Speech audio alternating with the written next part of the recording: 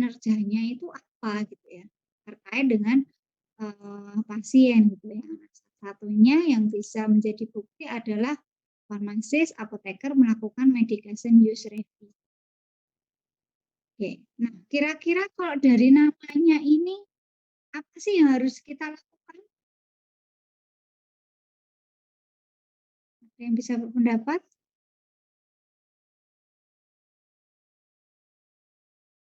Apa yang bisa dilakukan oleh seorang apoteker itu?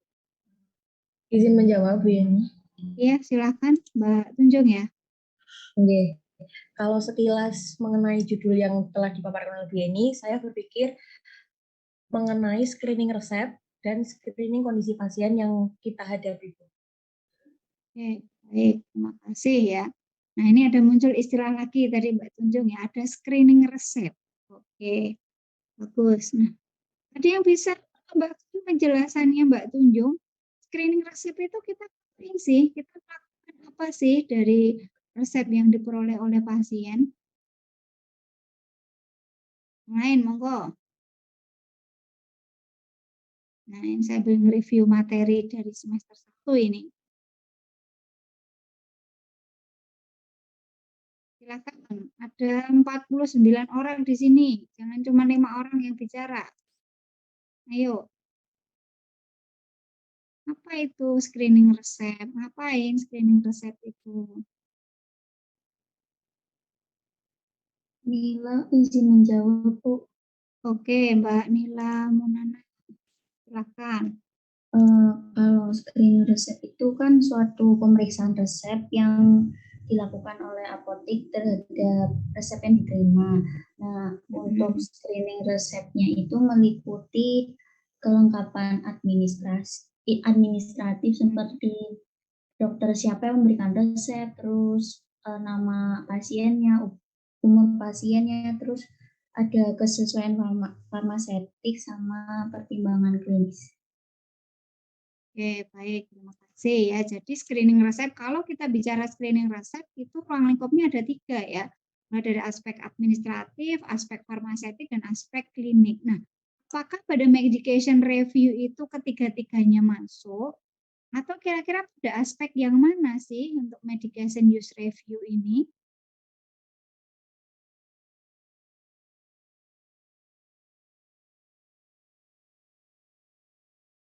Ada yang bisa berpendapat?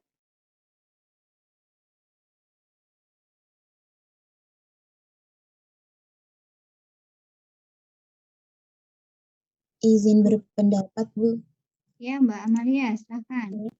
Saya Amalia, kalau menurut saya ini lebih ke klinisnya, Bu. Jadi melihat apakah ini tuh cocok untuk pasiennya. Jadi misal untuk pasien yang lansia, pasien balita itu sudah cocok atau belum. Kemudian untuk simptomnya, Bu. Jadi apakah ini sudah cocok sesuai dengan penyakitnya dari pasien atau belum, begitu, Bu. Oke, baik, terima kasih. Ya, jadi memang tidak semua atau gini.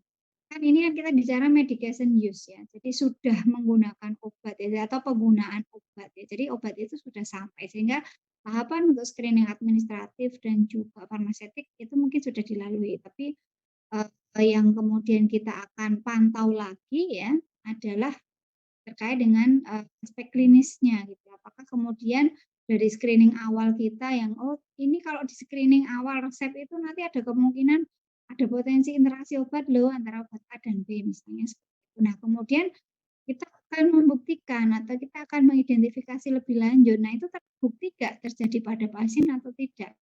Salah satu contohnya kurang lebih seperti itu. Oke, baik, terima kasih. Nah, kalau secara definisi ya sebenarnya apa sih yang dimaksud dengan medication use review ya atau ada juga yang menyebutnya adalah DUS drug use study ya. Maka di sini adalah evaluasi secara terstruktur ya dari pengobatan yang diterima oleh pasien ya. Tujuannya apa? Tujuannya adalah untuk mengoptimalkan penggunaan obat dan juga memperbaiki outcome terapinya gitu ya. Jadi inilah peran penting kita sebagai farmasi gitu ya. Pernah ada suatu kejadian ya di rumah sakit, ada seorang balita gitu ya, ini real ini. Ada seorang balita, itu mendapatkan antibiotik kemudian terjadi efek samping obat. Akhirnya membuat balita itu meninggal. Nah, ini kan akan menyebabkan suatu efek yang tidak diharapkan ya. Efek tidak diharapkan gitu dari penggunaan suatu. Nah, disinilah peran pentingnya farmasi ya. Ketika farmasi itu menyadari dari awal atau sudah memberikan warning atau melakukan monitoring ya terkait dengan ESO yang mungkin akan muncul, mungkin bisa jadi bahwa si bayi atau si balita itu dia akan selamat. Nah, kenapa itu bisa terjadi? Kenapa ya? Karena apa?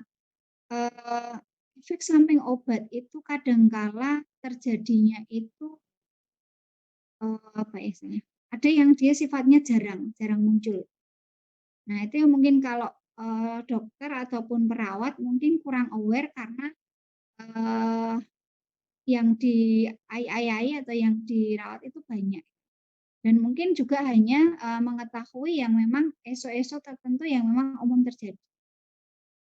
Nah, ketika ada peran farmasi di sana ya, kita bisa membantu melakukan monitoring. Loh, ini bayi ini balita ini harusnya kondisinya seperti ini kok ini kemudian mengalami penurunan klinis yang sangat drastis gitu ya. Nah, kita bisa mempelajari ya dari obat-obat yang dia gunakan itu apakah ada kemungkinan yang memberikan dampak pada klinis pasien.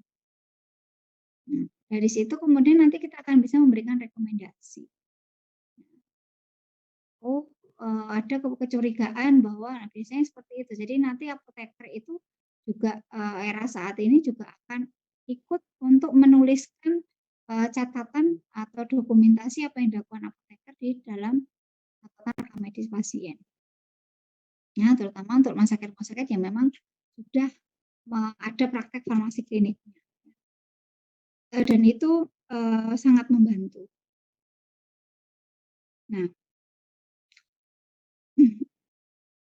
Nah, di sini kemudian kapan farmasi itu harus melakukan medication use review ya. Yang pertama adalah ketika pasien itu masuk pertama kali ke bangsal perawat. Nah, atau seringkali kita juga menyebut ini adalah rekonsiliasi. Ada yang tahu? Pernah mendengar mungkin dengan istilah rekonsiliasi? Ada yang sudah pernah mendengar rekonsiliasi? Belum ya? Nah, mungkin nanti di bio akan disampaikan ya, di konseling dan bio, komunikasi dan bio. Jadi pada saat pasien itu pertama kali masuk ke bangsal perawatan, nah yang harus dilakukan oleh seorang apoteker itu adalah membuat atau mereview obat-obat yang sebelumnya sudah digunakan oleh pasien. Nah, obat-obat yang sebelumnya digunakan apa, yang sudah dihentikan apa, yang masih dibawa sampai ke bangsal apa, gitu ya. Supaya apa? Supaya meminimalkan terjadinya duplikasi terapi. Jangan sampai sebenarnya pasien itu sudah bawa obat itu dari dokter yang berbeda, yang mungkin sebelumnya nggak periksa di rumah sakit tersebut ya, sudah dikasih obatnya, tapi pasiennya nggak cerita ke dokternya, atau mungkin karena nama obatnya berbeda, padahal itu isinya sama, pasiennya nggak tahu. Nah, itu juga akan berpotensi menyebabkan terjadinya duplikasi terapi. Nah, itu juga akan berisiko menyebabkan efek yang tidak diharapkan. Nah, itu adalah tugasnya farmasi, ya, mengidentifikasi.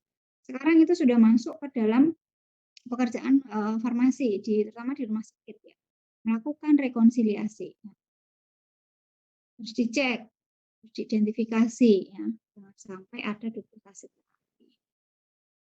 Kemudian kapan harus melakukan review ya, ketika mungkin pasiennya itu dia memiliki keluhan tertentu gitu ya, atau ada keluhan utama pasien yang itu dicurigai dari obat. Ya, jadi ya.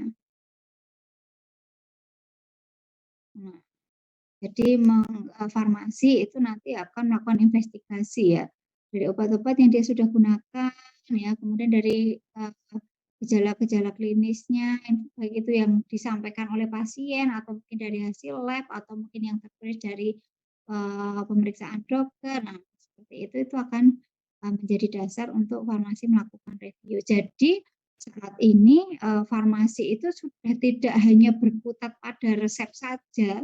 Kalian itu tidak hanya harus bisa membaca resep, tetapi juga harus bisa membaca hasil lab.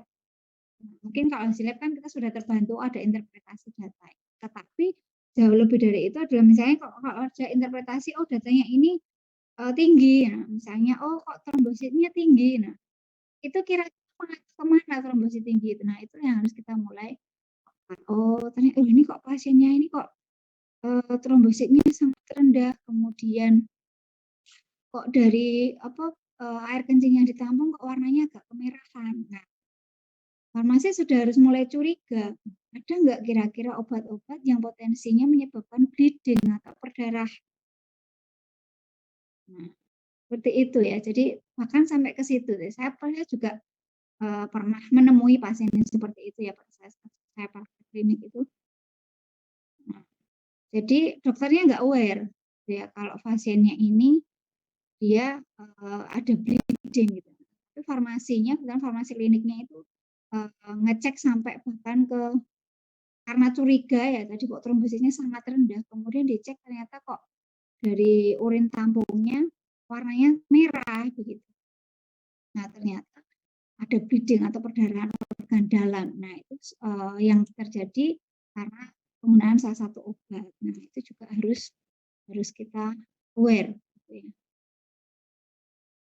Oke, nah kemudian bagaimana kita bisa mengimplementasikan untuk melakukan medication review yang efektif? Nah, tentunya di sini ada data-data atau informasi-informasi yang harus kita kumpulkan. Ya, kalau kita farmasi ya terkait dengan obatnya apa yang harus kita ketahui ya. Nah, mestinya kan tidak hanya sekedar tahu tablet hijau, merah, kuning, putih yang seperti itu kan mungkin pasiennya yang mengingatnya. Tapi kita kan mesti bisa mengecek dari resep yang diterima oleh pasien, dari catatan pengobatannya, dari rekam medisnya. Oh tahu ini nama obat ini itu isinya apa, formulasinya bagaimana obat itu diberikan kepada pasien. Kemudian kapan mulai dan berhenti menggunakan obat ini adalah informasi yang sangat penting ya. Untuk apa ya? Itu kita bisa memastikan apa benar nggak sih ternyata keluhan dari pasien itu karena obatnya, jangan-jangan karena penyebab lain gitu ya. Nah maka kita bisa juga mendeteksi atau mengidentifikasi dari kapan waktu mulai dan berhenti menggunakan obat. Kemudian nama dokter penulisnya ini untuk memastikan bahwa tadi yang terkait dengan duplikasi terapi juga. Nah, ini beberapa hal yang perlu kita review ya terkait dengan diagnosis dan terapinya ya. Ini kalau kita bicara ini, teman-teman masih ingat tentang pengobatan rasional? Ada yang masih ingat? Ya, Mbak minta tolong ada yang bisa menyebutkan apa sih yang disebut dengan pengobatan rasional itu? Silakan ada yang bisa berpendapat? Apa itu pengobatan rasional? Menjawab, Bu Yani. Oke, silakan. Tapi ini seingat saya ya, Bu Yani. Oh iya, tunjung dari NIM 33. Oh, udah jelas. Oke, tadi di awal bagus. Oke, silakan. Kalau menurut saya, seingat saya pengobatan rasional itu yang tepat dosis, tepat efek atau efikasinya tepat, terus juga itu aware sama efek sampingnya, Bu. Seingat saya itu. Baik, terima kasih Mbak Tunjung ya. Jadi ada 3 poin yang tidak disebutkan ya. Tepat dosis, tepat efek itu maksudnya indikasi mungkin ya, dan juga waspada efek samping. Oke, ada yang mau menambah? Izin menambahkan, Bu. Ya. Saya Asifah yang menambahkan untuk pengobatan rasional itu ada tepat indikasi, tepat pasien, tepat obat, dan tepat dosis. Oke, ada tepat indikasi, tepat pasien, tepat obat, tepat dosis, dan cara pemberian ya lengkapnya. sama waspada efek samping. Ya, jadi itu adalah ruang lingkup yang kira-kira perlu kita review, perlu kita evaluasi dari pengobatan yang diterima oleh pasien. Maka di sini kan terkait dengan tempat indikasi, obat ini kira-kira masih dibutuhkan pasien enggak? Ada enggak kira-kira dari yang diagnosis yang ditegakkan oleh dokter itu ada enggak yang kira-kira belum tertangani atau belum mendapatkan terapi? Nah, kemudian nanti terkait dengan tepat pasien gitu ya. Kira-kira pasiennya itu kalau diberikan obat itu pasiennya fungsi organnya bagaimana? Ada nggak gangguan ginjal atau hatinya? Juga nanti katanya dengan dosis. Perlu nggak kira-kira dosisnya dilakukan adjustment atau penyesuaian? Dan seterusnya gitu ya. Jadi kembali lagi ujung-ujungnya itu ya kita farmasi itu yang harus kita ingat adalah bagaimana prinsipnya adalah pengobatan itu rasional, gitu ya.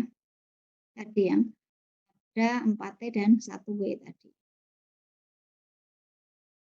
Oke, kemudian kalau tadi kita bicara dari sisi kesesuaian pengobatannya atau rasionalitasnya, maka juga kita perlu melakukan review dari self monitoring ya atau kemampuan atau pengetahuan dari si pasien dan juga kemampuan pasien itu untuk melakukan self monitoring ya. Jadi misalnya kan ada pasien-pasien tertentu itu yang dia sudah bisa ngecek kadar gula darahnya sendiri, dia sudah bisa ngecek tekanan darahnya begitu. Nah, itu ada yang sudah bisa. Tapi ada juga pasien itu yang dia mungkin dari sisi kemampuan untuk beli alat nggak bisa, atau mungkin dari sisi pengetahuannya cara menggunakannya bagaimana nggak bisa, itu juga penting harus kita gali ya supaya nanti kita bisa memberikan rencana monitoring yang gitu. Kemudian kira-kira pasiennya itu bisa nggak mengenali kalau kondisinya ini yang urgent itu yang seperti kemudian segera konsultasi atau mungkin ada efek samping yang itu sebenarnya bisa ditangani sendiri yang bagaimana. Nah, itu bisa dikomunikasikan awal kepada pasien ya untuk supaya kita nanti bisa mengidentifikasi kira-kira kebutuhan informasi apa yang bisa kita berikan pada pasien. Seperti itu. Ya, kemudian juga melakukan assessment ya dari manajemen pengobatan dan juga kepatuhannya ya. Kira-kira caranya pasien selama ini itu bagaimana menggunakan obatnya. Apakah dengan regimen terapi yang sudah dilakukan oleh farmasi selama ini tuh pasien itu sudah nyaman, nggak ada kesulitan atau tidak seperti itu ya. Jadi intinya adalah ya tadi, kalau kita sudah bisa memastikan terapi obatnya rasional, maka juga kita harus memastikan bahwa pasiennya ini patuh. Gitu. Walaupun semuanya itu sudah tepat, semuanya sudah rasional, tapi ketika kepatuhan pasiennya itu rendah, maka obat kan tidak akan sampai. Sehingga mestinya juga akan berpengaruh pada keberhasilan terapinya. Nah, itu. Nah, itu ya, yang tadi harus kita koleksi datanya ya. Jadi yang pertama adalah koleksi data dulu, kumpulkan informasi sebanyak-banyaknya. Nah, ini step-stepnya, ini ringkasan dari yang tadi ya. Datanya dikoleksi dulu, pengobatannya direview, kemudian pengetahuan pasien, pemahaman pasien secara menyeluruh direview, kemudian review dari kepatuhannya dan manajemen pengobatannya gitu ya. Kemudian menyusun rencana untuk follow up ya, dan juga yang terakhir adalah komunikasi. Nah, ini jabaran dari yang di atas. Oke, nah itu kurang lebih adalah gambaran terkait dengan medication review. Silahkan, mungkin ada pertanyaan, sebentar saya izin ngecas dulu.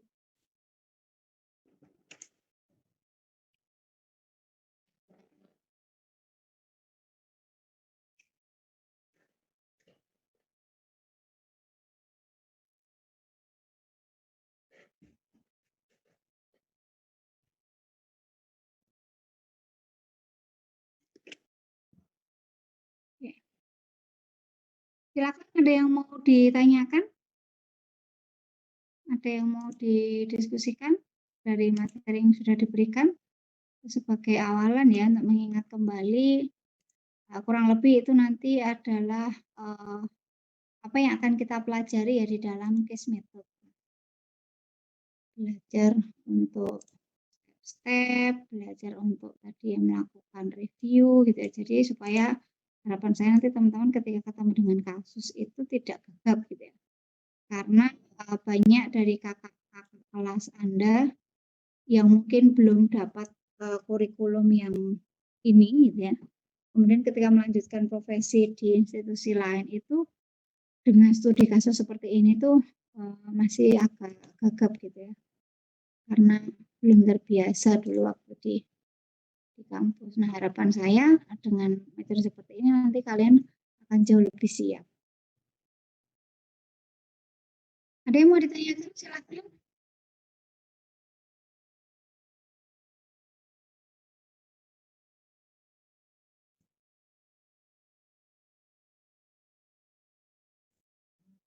Tidak ada? Oke ya, materinya masih belum banyak, jadi mungkin tadi silahkan nanti bisa dicerna dulu, bisa nanti diterapkan pada saat di kasus. Nah, kemudian saya akan menyampaikan ya terkait untuk rencana pembelajaran minggu depan. Kita sudah akan masuk pada topik diabetes mellitus ya untuk 2 minggu ke depan. Nanti teman-teman di sini masih ada waktu ya ini untuk dari perkuliahan hari ini. Saya sudah mengupload ya untuk materi terkait dengan video pembelajaran untuk penjelasan terkait dengan diabetes mellitus. Kemudian juga saya sudah mengupload terkait dengan pedoman pelayanan diabetes mellitus ya, pedoman untuk pelayanan kefarmasian spesifik pada diabetes mellitus. Kemudian saya juga sudah memberikan materi terkait dengan target terapi untuk pasien DM ya berdasarkan American Diabetes Association. Silahkan materi-materi itu bisa teman-teman akses semuanya di Sepada. Silahkan bisa dipelajari nanti ya. Kalau ada yang mungkin dari penjelasan saya atau mungkin dari pedoman terapi yang saya berikan itu ada yang masih kurang jelas, silahkan nanti bisa ditanyakan nanti pada saat kita ketemu minggu depan. Ya. Begitu. Nah, nanti untuk studi ini bekal dulu ya, teman-teman silahkan dipelajari dulu konsepnya, teorinya ya. Saya sudah jelaskan semuanya di video pembelajaran. Tidak perlu saya ulangi lagi di Zoom ya. Nanti silahkan kalau video bisa diputar berulang-ulang kali, kalau ada yang kurang jelas nanti silahkan bisa dicari juga dari pedoman ini maupun nanti teman-teman juga silahkan yang belum punya, silahkan bisa mengunduh atau mengakses konsensus Perkeni ya. Konsensus Perkeni itu adalah konsensus yang disusun oleh Persatuan Endokrinolog Indonesia ya terkait dengan diabetes mellitus. Itu bisa menjadi acuan nanti kalau mau belajar tentang obat-obatnya DM itu apa saja sekarang yang masih digunakan meskipun di pedoman pelayanan farmasian ada ya. Tapi nanti itu bisa saling melengkapi.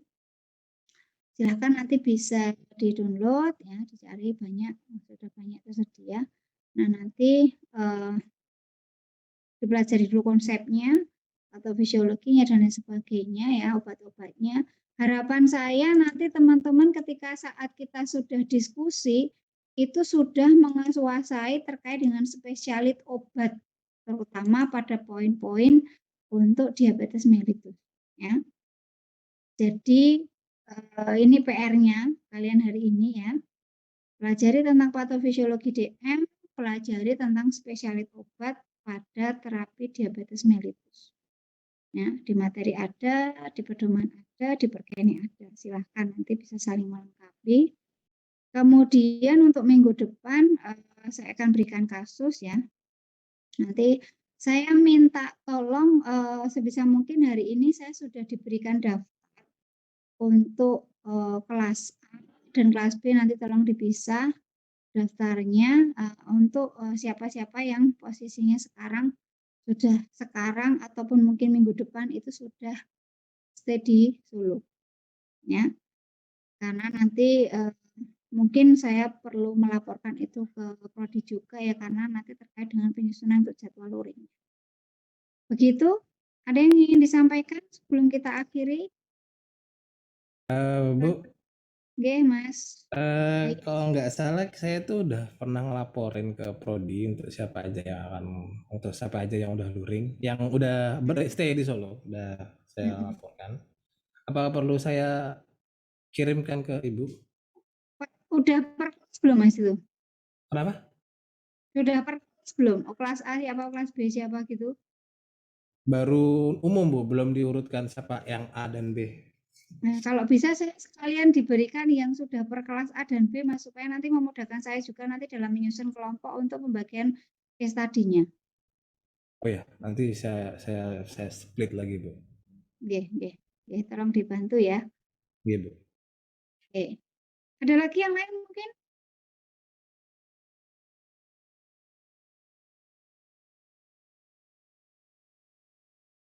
Silakan kalau ada yang ingin disampaikan sebelum kita akhiri.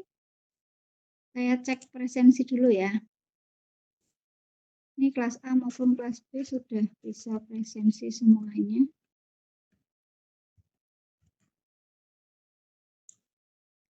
Oh ya, tadi saya lupa ya. Nanti saya minta tolong untuk setiap kali pertemuan saya dibantu untuk screenshot ya. Kadang-kala karena saya sering lupa pada saat perkuliahan itu belum screenshot begitu.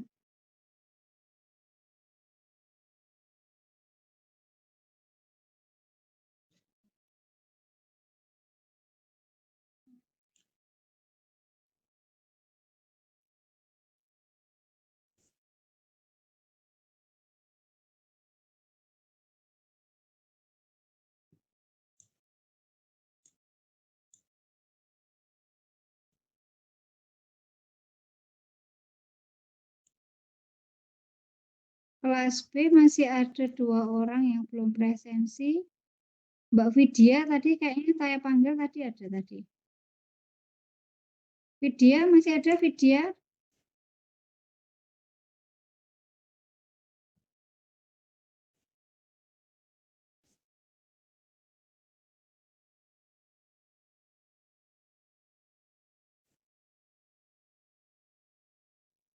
Sepertinya terkendala koneksi, Bu. Oke. Nanti tolong diingatkan untuk presensi ya. Iya, Bu. Oke, kemudian yang kelas A. Oke, kelas A sudah semua. Ya, oke. Baik, ini yang bisa saya sampaikan untuk di pertemuan hari ini ya. Mudah-mudahan itu bisa sedikit membangkitkan lagi ya ingatan adik-adik semua terkait dengan medication review. Ya. Harapan saya nanti pada saat studi kasus ini sudah bisa berjalan dengan lancar. Oke, nanti kalau ada yang kesulitan untuk mengakses materi di sepadan, nanti tolong bisa dilaporkan ke saya. Oke, terima kasih. Salam sehat semuanya ya. Mudah-mudahan kita bisa segera bertemu kembali dengan pertemuan daring ya. Untuk pertemuan hari ini saya cukupkan. Assalamualaikum warahmatullahi wabarakatuh.